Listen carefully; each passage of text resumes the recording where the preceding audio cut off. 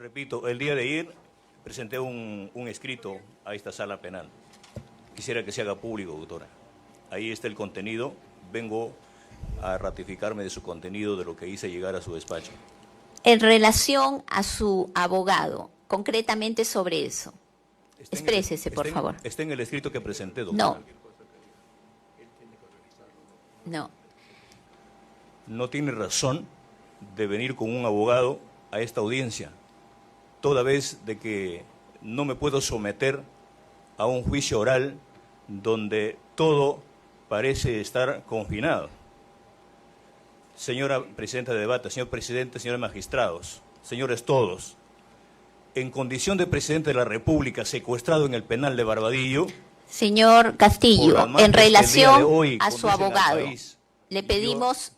Por esa razón debo agradecer públicamente a mi abogado Luis Medrano, porque no la puedes poner en un juicio que simplemente es una pantomima. Bien, vamos a resolver el tema. O sea, usted tiene sus propias ideas, este es un juicio penal, hay un marco de imputación de la Fiscalía, nosotros no estamos haciendo un juicio político.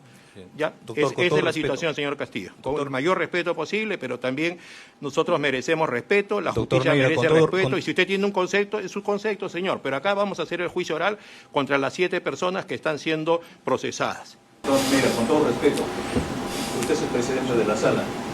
¿Cómo usted me puede garantizar la transparencia y la imparcialidad de este proceso cuando de por medio hay una magistrada que ha tenido opinión en una de mis recursos que he presentado con respecto a mi petición preliminar? Aparte de eso, señor Castillo, debo informarle que siendo 3 jueces, para que haya una sentencia en este caso, basta que hayan 2 jueces que voten en determinado sentido. O sea, tampoco la doctora decide cuál va a ser la responsabilidad o inocencia de ninguno de ustedes. Podemos hacerlo los 3 por unanimidad o puede ser por mayoría.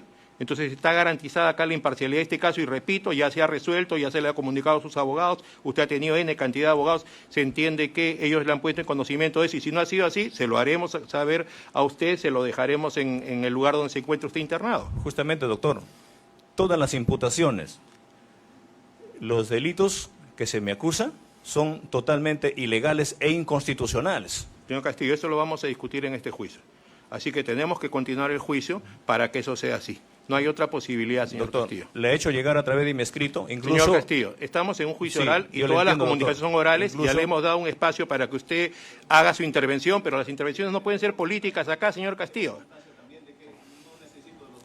Señor Castillo, los jueces decidimos cómo se lleva a cabo un juicio y además cada señor que esté procesado tiene que tener derecho a un abogado. Decidimos eso y los señores procesados no pueden libremente agarrar y disponer lo contrario, señor.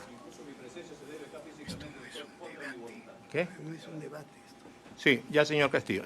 Ya le hemos dado las razones, las explicaciones. No estamos en un debate en este momento. Sí, prosiga, doctor. No, ahora no voy a declarar. Usted redactó el discurso, eso es lo que ha dicho la Fiscalía. ¿Cómo? La Fiscalía... Señor Aníbal Torres, usted redactó el discurso de Pedro Castillo. Tiene que probarlo. Escribió el discurso. Ahora tiene que probarlo. Eso es una mentira. ¿Usted lo escribió? ¿Quién escribió el discurso, señor Torres? Ya dije, señor. ¿Quién escribió el discurso? ¿Qué le parece que Pedro Castillo se haya presentado sin abogado? ¿Qué le parece? Señor Torres, ¿quién escribió el discurso? Se ha presentado sin abogado, señor Torres. Haga un permisito para salir. Dejamos este tema.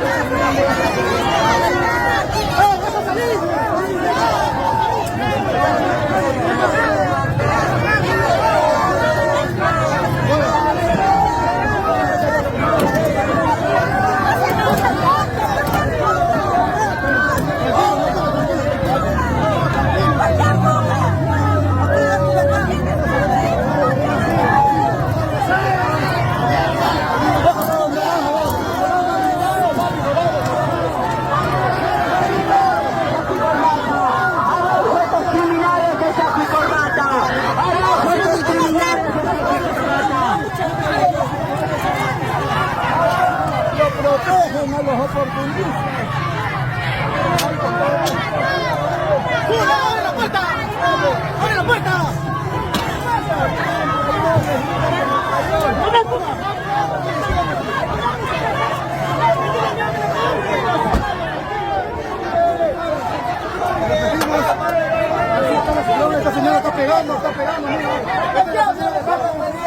lo está agrediendo en el acto. Agresiones aquí, en los exteriores del penal de Ladrones. Esto es lo que se viene dando en los exteriores del penal de Ladrones. La indignación popular. Están arrojando piedras.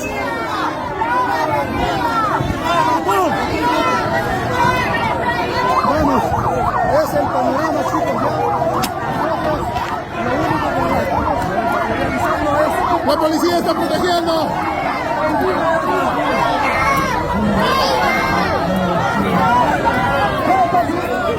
¡Corruptos! ¡Abajo estos fiscales corruptos!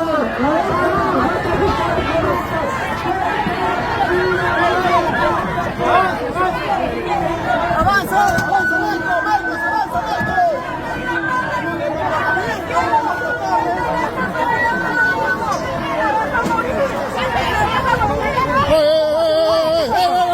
¿Qué pasa? ¿Te moviste?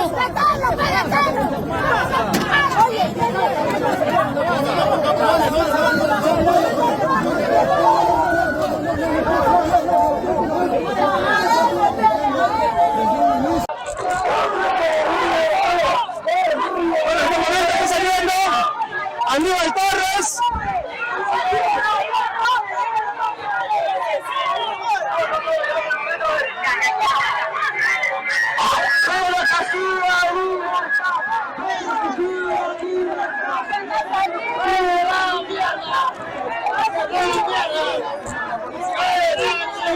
Bueno, en estos momentos la policía está haciendo un cerco para proteger a Aníbal Torres.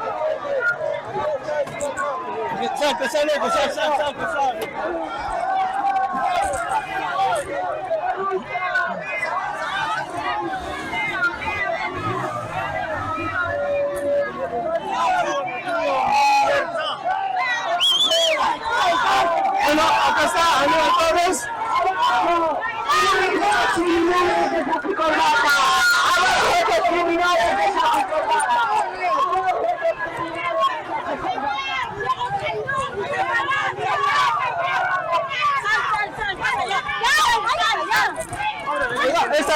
Primero, oye, ¿qué pasa? ¿Qué tienes? ¿Por qué no quieres que le pregunte? Oye, ¿qué te pasa? Mira, ¿cómo empuja?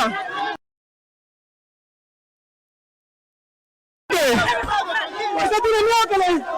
¿Qué pasa? ¿Por qué empuja? ¿Por qué tiene miedo? ¿Por qué me empuja? Dame el micrófono. Dame el micrófono. Te tengo grabada, ¿eh? Te tengo grabada. No te he hecho nada. Ahí está. Tú eres una persona violenta. No, oye.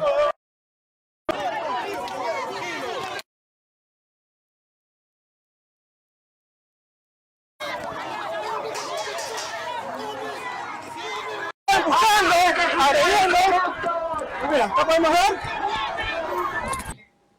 Doctora, repito, el día de ayer presenté un escrito a esta sala penal. Quisiera que se haga público, doctora. Ahí está el contenido. Vengo a ratificarme de su contenido, de lo que hice llegar a su despacho. En relación a su abogado, concretamente sobre eso. Exprésese, por favor. Está en el escrito que presenté, doctora. No. Una regla en el proceso penal es la oralidad. No podemos leer escritos. Por eso es que le pedimos, le concedemos la palabra para que usted nos exprese en relación a su abogado. Concretamente, lo oímos. Doctora, no tiene razón de venir con un abogado a esta audiencia, toda vez de que no me puedo someter a un juicio oral donde todo parece estar confinado. Señora presidenta de debate, señor presidente, señores magistrados, señores todos, en condición de presidente de la República secuestrado en el penal de Barbadillo. Señor Castillo, en relación a su abogado, le pedimos... Por esa razón debo agradecer públicamente a mi abogado Luis Medrano, porque no la puede exponer en un juicio que simplemente es una pantomima. Bien, Vamos a resolver el tema de su abogado. Nos está expresado de que no tiene abogado y el señor Tampoco Medrano... acepto un abogado de la defensa pública, señora Bien. magistrada.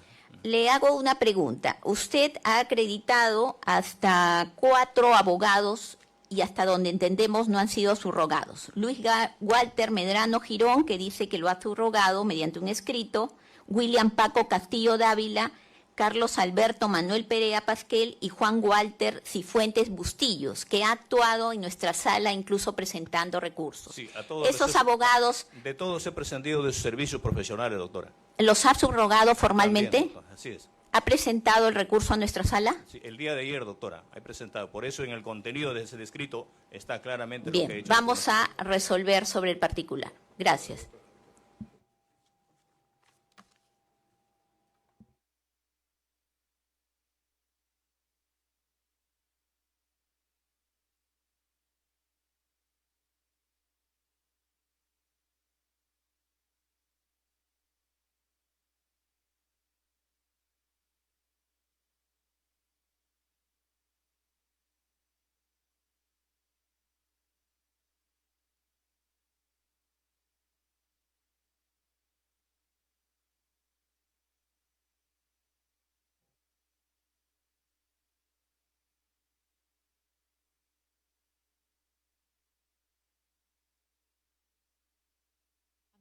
Casos en que el Estado tiene la obligación de asignar un defensor de oficio, con lo cual queda garantizado el derecho de defensa, al ser este un derecho irrenunciable. Tanto más cuanto el acusado no brinda razones jurídicas aceptables para negarse al patrocinio de su libre elección o de oficio.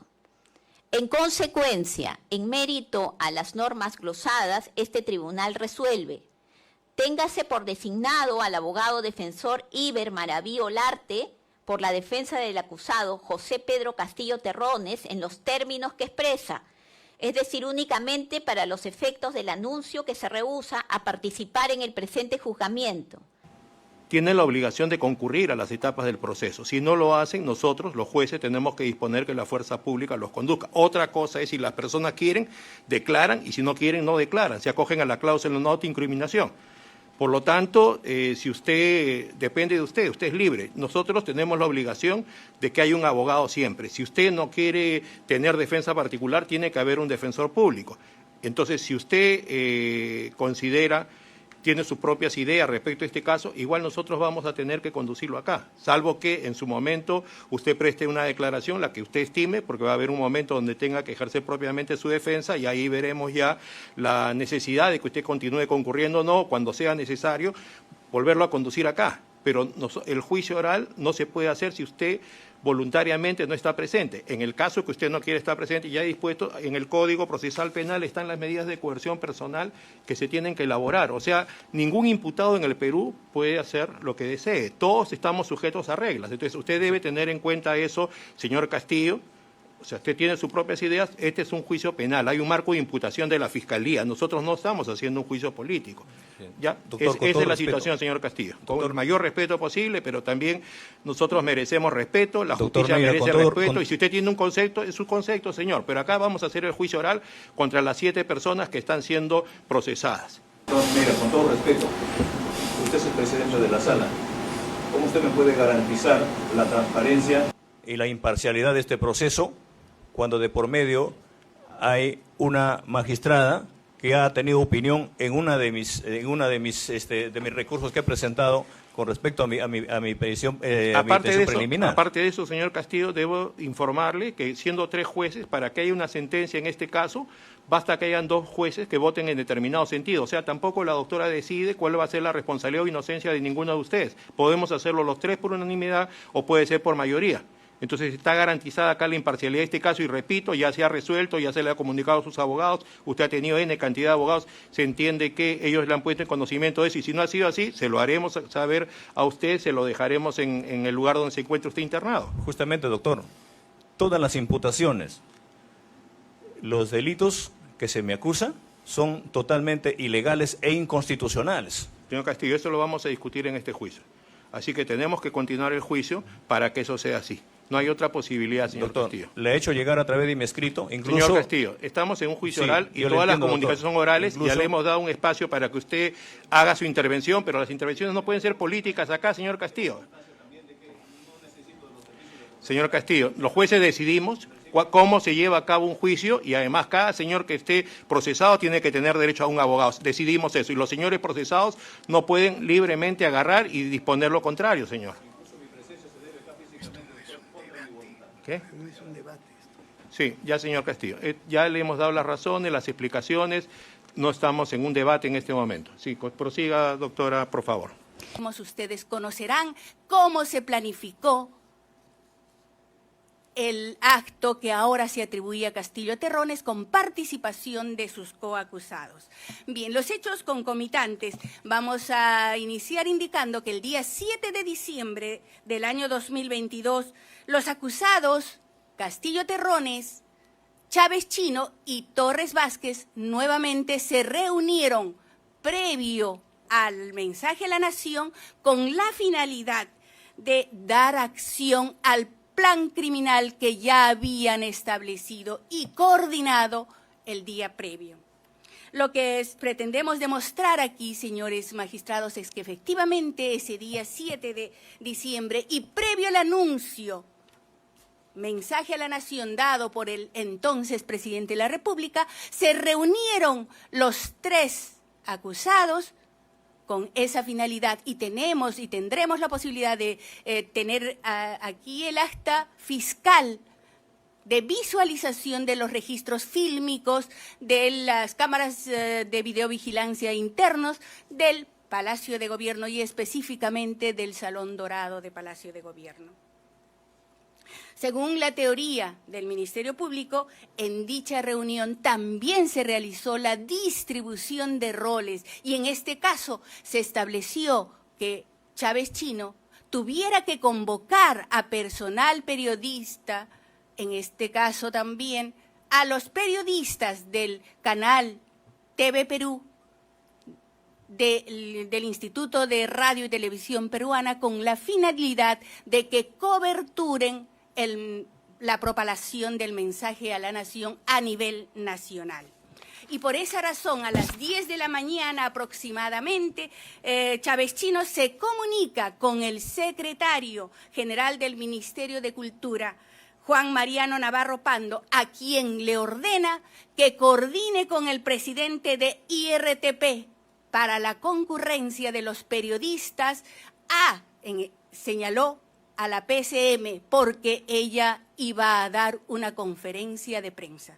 Para ello acudirán a este juicio Juan Mariano Navarro Pando, el presidente ejecutivo de IRTP, Fernando Aliaga Alejos, también concurrirán a este juicio los periodistas que fueron convocados aquel día, para coberturar el mensaje a la nación que propalaría el acusado Castillo Terrones. Asimismo, el acusado Castillo Terrones, a través de sus coacusados Chávez Chino y Huerta Olivas, intentaron disponer que los efectivos policiales que se encargaron de resguardar la seguridad de Palacio de Gobierno puedan hacer ingresar a todos los adeptos de su gobierno, a todos los simpatizantes que se encontraban apostados por inmediaciones de la avenida Bancay y de los jirones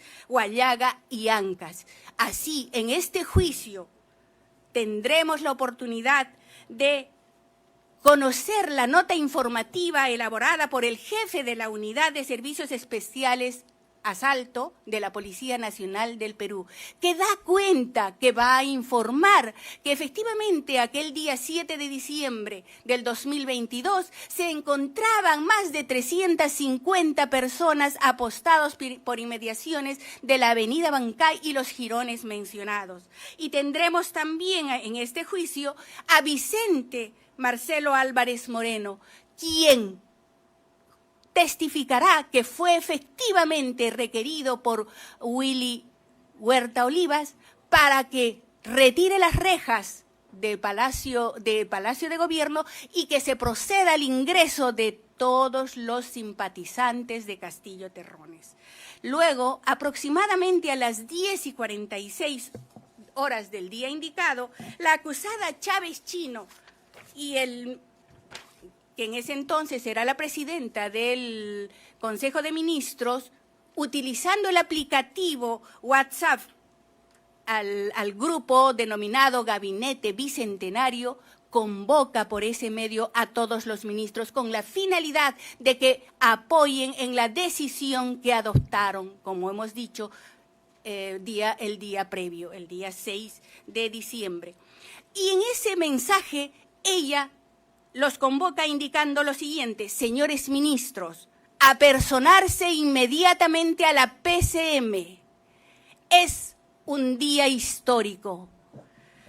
Luego, y ese mensaje fue propalado aproximadamente a las 10:46 horas. A los 10 minutos insiste la acusada Chávez Chino y por el mismo grupo de WhatsApp remite otro mensaje y les dice: necesitamos estar cohesionados, unidad.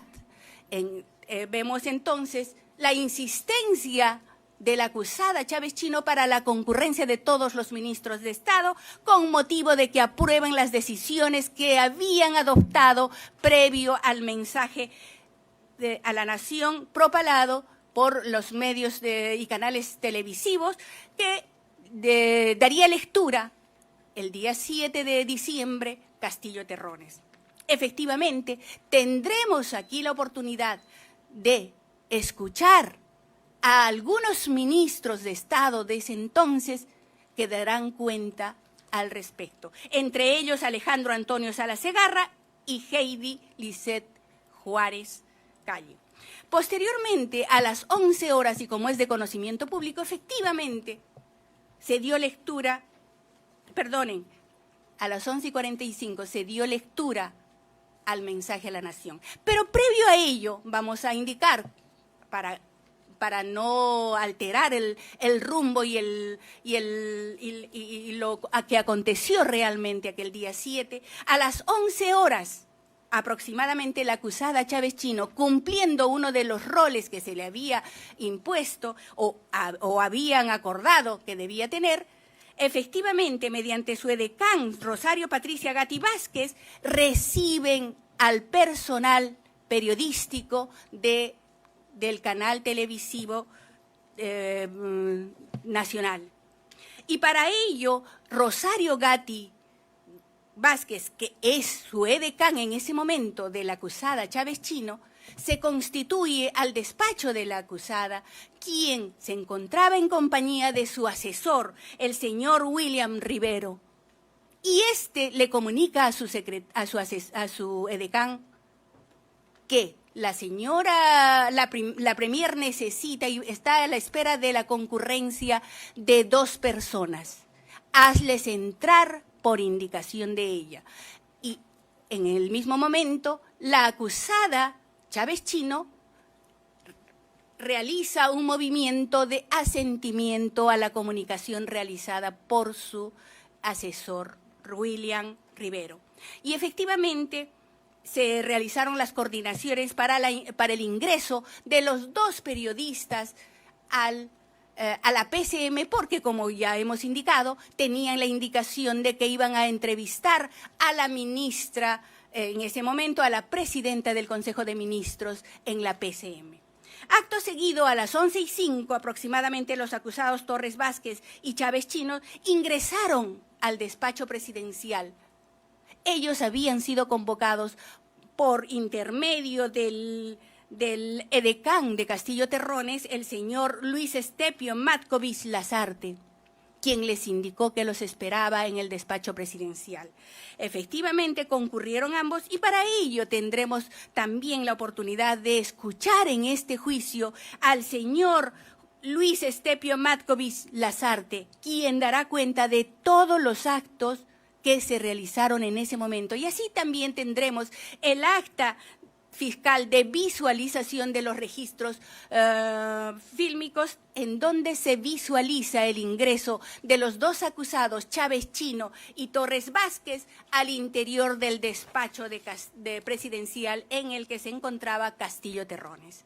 Luego, al promediar las 11:20, aproximadamente, la acusada Chávez Chino coordinó el ingreso de los periodistas del canal televisivo TV Perú a las instalaciones de la PCM a fin de transmitir el mensaje a la nación. Y acudirán, como ya hemos indicado también anteriormente, a los dos periodistas. En este caso será la periodista Cintia Malpartida Guarniz, quien testificará que efectivamente ella fue convocada por teléfono para concurrir a la PCM a una entrevista que debía realizarse a la presidenta del Consejo de Ministros, y por ello convocó al camarógrafo, al señor Antonio Pantoja, con quien concurrieron a la PCM y fueron primero recepcionados por la edecán del Chávez Chino, y luego ingresaron a la PCM, y en la PCM, cuando esperaban ahí, concurrió al despacho de la PCM la acusada Chávez Chino, siendo aproximadamente las 11:29 horas, momentos en que conduce a los dos periodistas de la PCM hasta el despacho presidencial. Y esto acreditaremos, señores jueces supremos, con el acta fiscal de visualización de los registros fílmicos, como hemos venido indicando, además de las declaraciones de los órganos de prueba que ya hemos indicado. A las 11:40, como ya hemos indicado también anteriormente, efectivamente se da el mensaje a la nación por Castillo Terrones, en el que dispuso, entre otras medidas, reorganizar el Sistema Nacional de Justicia, pero en principio lo que él estableció en aquel momento era un gobierno de excepción, disolver el Congreso de la República, decretar en ese momento también estableció decretar una medida como es el toque de queda a nivel nacional, a partir de las 22 horas hasta las 4 de la mañana. Y como también hemos dicho al inicio, la reorganización del Sistema Nacional de Justicia, en este caso del Poder Judicial, Ministerio Público, la Junta Nacional de Justicia y el Tribunal Constitucional.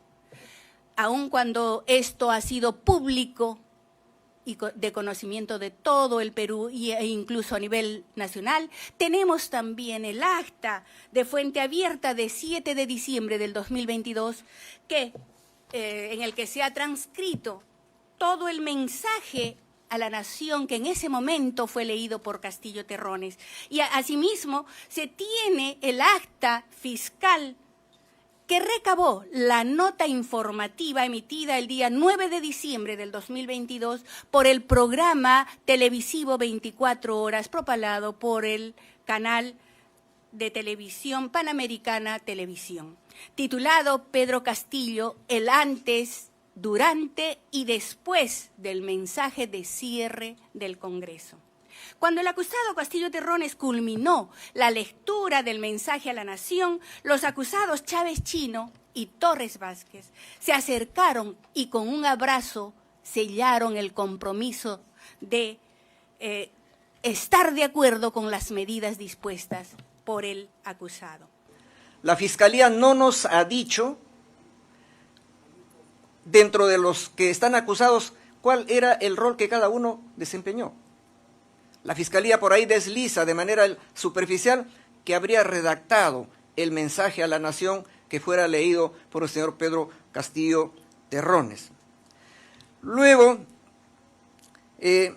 tendríamos que decir qué poder tiene o qué rol especial cumple un jefe del gabinete de asesores de la presidencia del Consejo de Ministros, no de la presidencia de la República. Es decir, no está cercano al presidente de la República como para que juegue un rol de trascendental influencia para que éste tome una decisión. Él simplemente es el jefe del gabinete de asesores de la PCM, de la presidencia de la PCM, no del presidente de la República. Entonces, porque para participar en un acto de tanta trascendencia como es un golpe de Estado, que equivale en este caso a rebelión, tiene que tener cierto poder, pues, cierto poder de decisión. Por eso hay una frase tan común que dice, el que puede, puede. Pero ¿qué poder puede tener nuestro patrocinado si simplemente era el jefe del gabinete de la presidencia del Consejo de Ministros y no era el jefe del gabinete de la presidencia de la República? Para poner una analogía, aunque de repente forzada, a ver, un general del ejército sueña que es presidente de la República. Al día siguiente, pues, dispone, ordena a la Fuerza Armada que dé el golpe y lo dan, pues, y se convierte en presidente de la República. Así han sido los golpes militares que han habido en el país, aunque no haya sido un sueño. Pero el que tiene poder puede, pues, pero el que no tiene, no puede. ¿Qué poder tenía mi patrocinado para que pudiera ser coautor del delito de rebelión? Luego, como la misma señorita fiscal ha dicho, que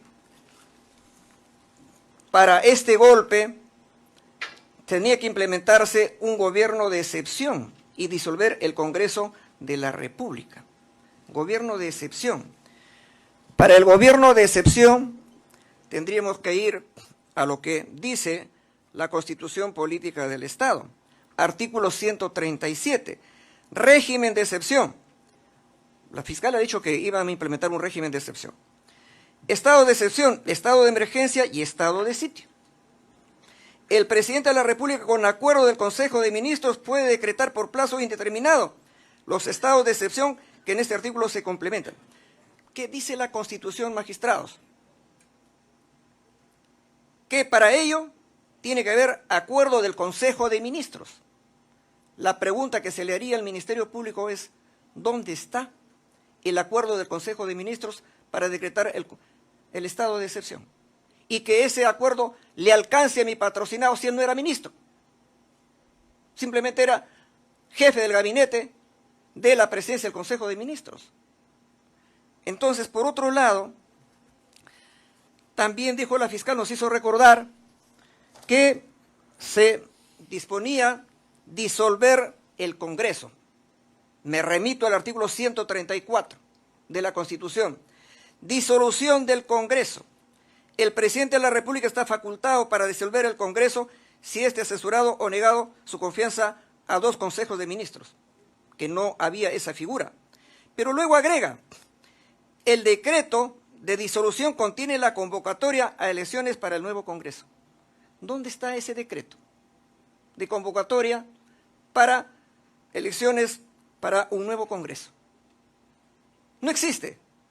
Entonces, el hecho que él haya estado circunstancialmente el día que el señor Pedro Castillo dio lectura a su mensaje, lo convierte en coautor del régimen de excepción o de la disolución del Congreso, que es lo que la Fiscalía sostiene. Desde nuestro punto de vista, no aparece por ningún lado.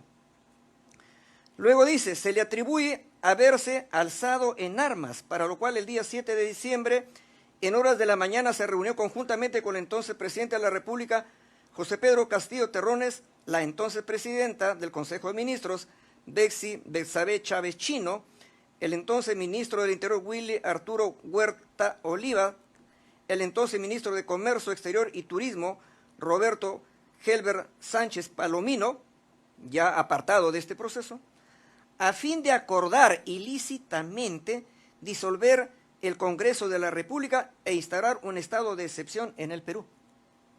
A fin de acordar. Y si acuerdan, estaríamos pues dentro de la fase, digamos, no concluida del iter criminis, que no quiero hacer, digamos, uso de temas académicos, pero para los ciudadanos que podrían estar escuchando, ¿qué es el iter criminis? ¿Es el camino del crimen o el camino del delito? ¿Cómo empieza? Con una fase subjetiva, la ideación, le viene a la mente de uno matar y quiere matar. Quiere robar y quiere robar. Pero si no hace nada, eso es impune, porque está dentro de la esfera subjetiva. Pero si quiere avanzar en ese camino del crimen, pasamos a los actos preparatorios, que ya es fase externa. Sale ya de la fase estrictamente interna o dentro de la mente de una persona. ¿Y qué es el acto preparatorio? Buscar el instrumento idóneo con la cual se va a perpetrar el delito. Si yo quiero matar, o me proveo de un revólver, o de un puñal, o de un objeto contundente que pueda producir la muerte. No le voy a causar la muerte pues con un globo, ¿no?, de las fiestas infantiles. Tiene que ser con una herramienta idónea. Eso se llaman actos preparatorios. Pero en tanto no se comience la ejecución del delito, eso también, los actos preparatorios son impunes, no están penados. Claro, por eso es que ahora nos hablan del adelanto de la barrera de punición para actos preparatorios y nos hablan, recogiendo doctrina española, no del delito de resultado cortado, porque si no se agotó, no se consumó, no obtuvo éxito, entonces se quedó, digamos, en esa fase. Pero en el caso del delito de rebelión no se ha hablado de que simplemente se han hecho actos preparatorios, sino que ya está agotado. Pero para que haya actos preparatorios, pues tienen que tener las herramientas necesarias que sean idóneas para que haya un resultado exitoso en esa rebelión, en ese golpe de Estado. Entonces, ya voy a después a señalar cómo, desde el punto de vista ya jurisprudencial, qué se entiende por el delito de rebelión. Luego dice, para lo cual, en instalaciones del Palacio de Gobierno, específicamente haciendo uso de la computadora ubicada en el interior del despacho contiguo al despacho presidencial, redactó el mensaje a la nación, el mismo que contenía disposiciones inconstitucionales, tales como la de disolver el poder legislativo y reestructurar los poderes del Estado, entre otras disposiciones legales. Mensaje que fue leído por su coacusado Pedro Castillo Terrones, jefe supremo de las Fuerzas Armadas y de la Policía Nacional, utilizando tal poder para ordenar a dichas fuerzas del país coadyuven en la ejecución del delito de rebelión para suprimir el régimen constitucional, materializando así el alzamiento en armas. Remarco, subrayo, negreo la última frase, materializando así el alzamiento en armas. Se pregunta esta defensa, con la lectura de un mensaje, ¿se materializa el alzamiento en armas? Con leer un mensaje se materializa el alzamiento en armas, que es el verbo rector del delito de rebelión.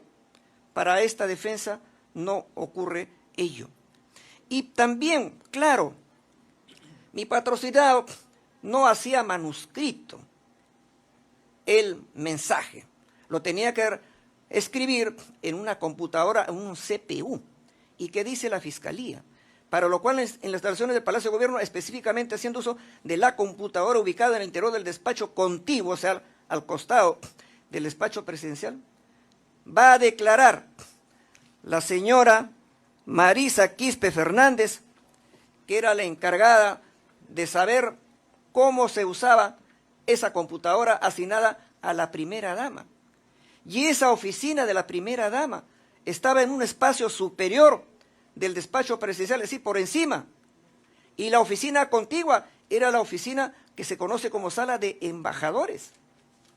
Entonces, ¿cómo van a poder acreditar que mi patrocinado redactó el mensaje presidencial? Porque ahí, cuando encontraron un papelito que hablaba de Chávarri, fiscal supremo, o asamblea constituyente, el señor Chávarri en ese rato no era fiscal. Aparece un papelito CNM, Consejo Nacional de la Magistratura. Ya no existía el Consejo Nacional de la Magistratura, existía la Junta Nacional de la Justicia. Quiere decir que esos papelitos, que además ya han sido objeto de una pericia de grafotecnia, nada tenían que ver con la redacción del llamado mensaje presidencial.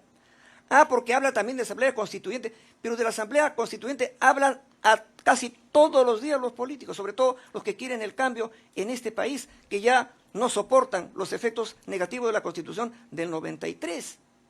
Sin embargo, para la Fiscalía, esos son los indicios que materializan el levantamiento en armas. Pues bien, ¿qué cosa estaba haciendo mi patrocinador el día 6 y el día 7? El día 6, que es el día anterior, él ha estado haciendo labores propias de su cargo, porque él es el presidente de la presidencia, del Gabinete de Asesores de la Presidencia del Consejo de Ministros. ¿Qué veía él? Los conflictos mineros en el corredor minero del sur, Moquegua, el derrame de petróleo en la selva norte, el tema del oleoducto. Eso es propio de su trabajo. Él tenía que asesorar a la señorita encargada de la presidencia del Consejo de Ministros, la doctora Betsabe Chávez, qué cosa es cómo el gobierno podría responder. Es un trabajo que demanda mucha dedicación. A eso se estaba dedicando el día 6. Pero ¿qué más, motivaba su trabajo ese día? Porque estaban analizando la presentación del señor Castillo Terrones por el pedido de vacancia, de la declaración de vacancia, que se iba a ver el día siguiente a las 3 de la tarde. Estaban con una pizarra haciendo el pronóstico de votos. A ver, Perú Libre, ¿cuántos votos a favor de la vacancia? ¿Cuántos en contra? Fuerza Popular, y así todos los grupos. Y ahí estaban con los abogados, el doctor Palomino Manchego, constitucionalista, y el señor Benji Espinosa, que en aquel momento era el abogado del señor Pedro Castillo. A eso se dedicaban ese día. ¿Y qué conclusión tomaron ese día en la noche? Analizando todo este tema del día siguiente.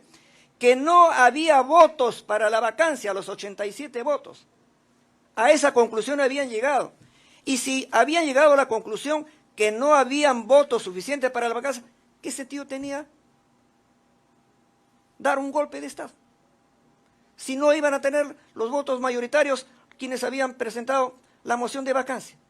No tenía ninguna lógica que se hablara de un golpe cuando estaban trabajando justamente para evitar la declaración de vacancia que se iba a ver el día siguiente. Ahora, el día 7, que es el día ya de la lectura del mensaje, ¿a dónde concurre él? Tiene que concurrir a su lugar habitual de trabajo, a la presidencia del Consejo de Ministros. Llega a las 8:12 de la mañana. Sobre eso están las pruebas documentales. Ya me perdería mucho tiempo porque no estamos en el alegato de clausura, ¿no? Para establecer que él fue llamado por el edecán del presidente de la República ya a las 11:05, el señor Markovich y la primera Betsy Chávez van a declarar, sobre todo el señor edecán del presidente de la República. ¿Quién lo llama? Él fue por su cuenta para decirle, señor presidente, aquí tengo el mensaje presidencial para que usted lo lea. No, lo llamaron a él.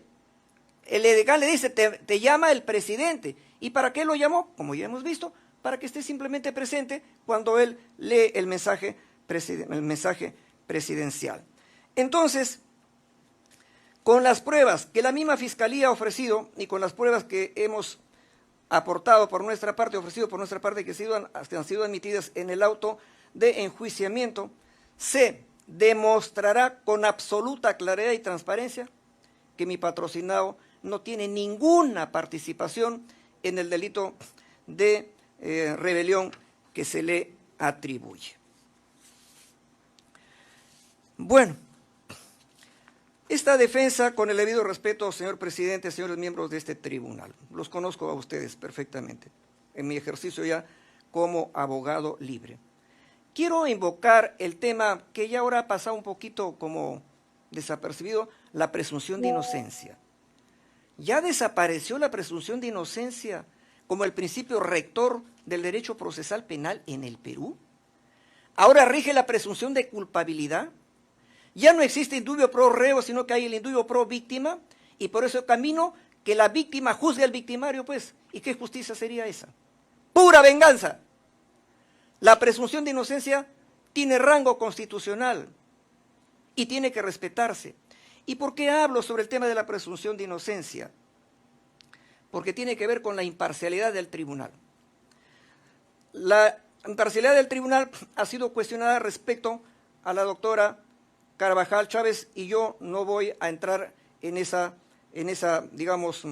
cuestionamiento porque no lo hemos presentado por nuestra parte, porque mi patrocinado asiste a este proceso desde el comienzo con comparecencia y no con mandato de detención. Por eso que nosotros no hemos presentado nada en ese sentido y obviamente respetamos el pedido que había hecho la defensa del señor Castillo Terrones. El tema de la imparcialidad del tribunal. Pues bien, ¿acaso no es verdad que ahora vivimos la época de la judicialización de la política? Que todo se lleva al derecho penal, todo se lleva al poder judicial. Cientos y cientos de casos que tienen naturaleza política porque compromete a alcaldes, a regidores, a gobernadores regionales. Señor abogado, disculpe, enfóquese en su alegato. Ya voy a terminar señorita.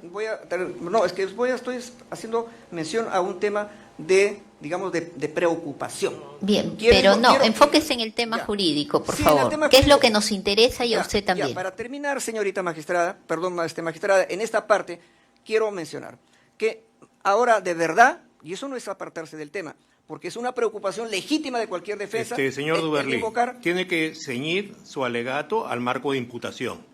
Ya al marco de imputación, tenga la bondad. Ya nosotros le hemos permitido que usted entre a hacer su análisis dogmático respecto al tema del delito. Usted ha dicho que por no utilizar mucho tiempo no va a referirse al tema de las pruebas, lo ha hecho mínimamente. Le hemos permitido también que tenga a bien usted expresarse ante la opinión pública, dando una explicación sencilla del liter criminis, pero por favor tenga la bondad.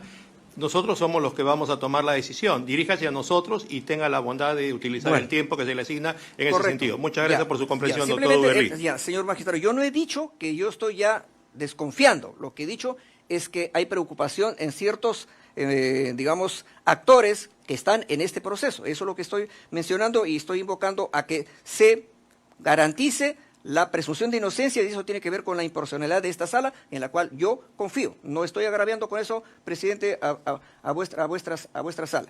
Pero sí, obviamente voy a tener que referirme al tema del delito de rebelión. Porque el tipo penal está redactado así, artículo 346. El que se alce en armas para variar la forma de gobierno o de poner al gobierno legalmente constituido, o suprimir o modificar el régimen constitucional, será reprimido con pena privativa de libertad no menor de 10 ni mayor de 20 años.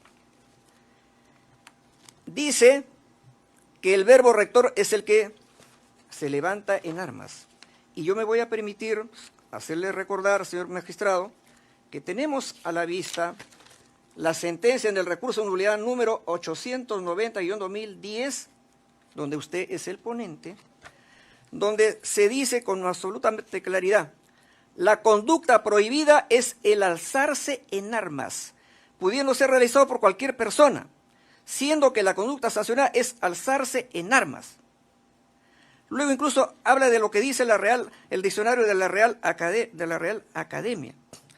Dice, interpretando dicho contenido en la doctrina penal de cierto consenso, rebelión significa levantamiento, sublevación o insurrección contra las autoridades legítimas. La rebelión es definida en la doctrina mayoritaria como el hecho de alzarse en armas consistente en un movimiento más o menos organizado de personas que disponen de armas.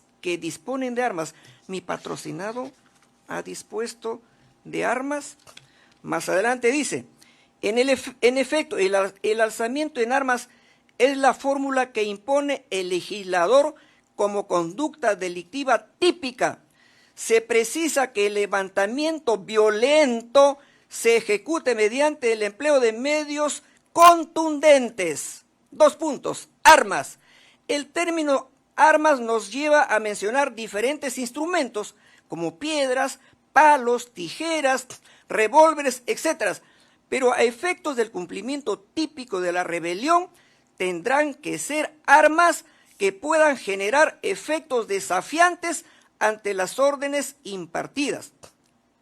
La idoneidad de las armas responden al grado de perturbación del orden político interno. Los alzados habrán de emplear armas que se entiendan capaces de desafiar la resistencia de las fuerzas públicas. Nos preguntamos, ¿cuál es la idoneidad de esas armas? ¿Han habido tanques? ¿Han habido fusiles que hayan sido utilizados por mi patrocinado para que se haya consumado el delito de rebelión? Nosotros consideramos, señor magistrado, que no se dan en ese sentido. También hemos visto que se ha invocado doctrina española, etcétera, etcétera. Pero tenemos aquí una referencia, como referencia al Código Penal español. El artículo 472. Delitos contra la Constitución. Rebelión. 472. Son reos del delito de rebelión los que se alzaren violenta y públicamente para cualquiera de los fines siguientes. Aquí, miren, ni siquiera se pide alzarse en armas, simplemente los que se alzaren violenta y públicamente para cualquiera de los fines siguientes. Pero en el caso del Perú, señor presidente, en el caso del Perú, se va más allá de lo que dice el Código Penal español. En el Código Penal peruano se pide como un requisito sine qua non el que se alce en armas, el que se alce en armas. Y en el caso español, ¿qué ha ocurrido?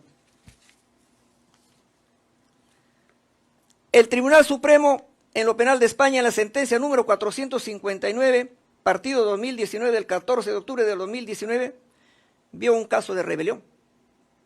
Porque el Parlamento de Cataluña había decidido independizarse de España, declara que se funda una nueva república, convoca a un referéndum, se hace el referéndum, hay un resultado del referéndum y se convoca a una asamblea constituyente. Eso que, según el mismo Código Penal español, podría ser rebelión, ¿en qué terminó? Los absuelven a todos por rebelión y solo los condenan por sedición. Vale decir, pese que en España los catalanes de Barcelona desarrollaron casi todos los elementos de tipicidad del delito de rebelión, no los condenaron por rebelión, los condenaron por sedición. Entonces, esta defensa se pregunta si en el Perú, el 7 de diciembre, no hubo nada de levantamiento en armas, sino solamente la lectura de un mensaje presidencial por parte del señor Pedro Castillo Terrones. Eso equipara con la doctrina de la propia Corte Suprema del Perú. No se equipara, señor presidente, y por tanto, esta defensa considera que no se ha consumado en ningún momento el delito de rebelión por parte de mi patrocinado Aníbal Torres Vázquez. Eso es todo, señor presidente. Gracias, señor abogado.